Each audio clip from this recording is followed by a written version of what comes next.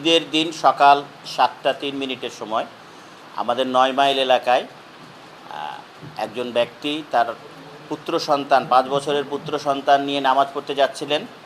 সেখানে একটি অজ্ঞাতনামা গাড়ি উক্ত ব্যক্তিকে তার সন্তানসহ চাপা দিলে ঘটনাস্থলে তারা মৃত্যুবরণ করেন। যে বিষয়টা ছিল অত্যন্ত স্পর্শকাতর এবং বেদনাদায়ক, এবং ওই এলাকায় ওই দিন কোনো ঈদের আসলে আনন্দ ছিল না। সকল মানুষের মনে একটা বিষাদের ছায়া পড়ে যায়। এই বিষয়টি আমাদেরকে খুব গভীরভাবে নাড়া দেয়। আমরা ঈদের দিন এবং ঈদের পরের দিন ঘটনাস্থলের বিভিন্ন রকমের সাক্ষ্য প্রমাণ সংগ্রহ করি। রাস্তার বিভিন্ন স্থানে স্থাপিত সিসি ক্যামেরার সিসি ফুটেজ সংগ্রহ করি। ওই ঘটনাস্থলের যে ডিভাইডার আছে, ডিভাইডারের গায়ে ঘষা লাগা গাড়ির রং এবং রাস্তা দিয়ে চলাচলকারী বিভিন্ন গাড়ির গতিপথ আমরা বিশ্লেষণ করি, এবং কিছু কিছু গাড়ির গতিপথ আমরা অস্বাভাবিক যেগুলো পাই সেগুলো বিশ্লেষণ করার পরে দেখা যায় যে জোয়ানা নামের যে একটা গাড়ি, এই গাড়িটি ঘটনার দিন ওই সময় এই দুর্ঘটনা সংঘটিত করেছে বলে আমরা প্রাথমিকভাবে নিশ্চিত হই।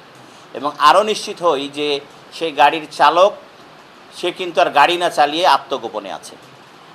গাড়ির চালকের অবস্থান আমরা প্রযুক্তির মাধ্যমে নিশ্চিত হয়ে আমাদের ওসি সাহেবের নেতৃত্বে একটি চৌকস দল গাজীপুরের কালিয়াকৈরে এবং ঢাকাতে অভিযান চালিয়ে চালককে এবং গাড়িকে আমরা পরবর্তীতে হাটিকুমড়ুর এলাকা থেকে আটক করতে সমর্থ হই।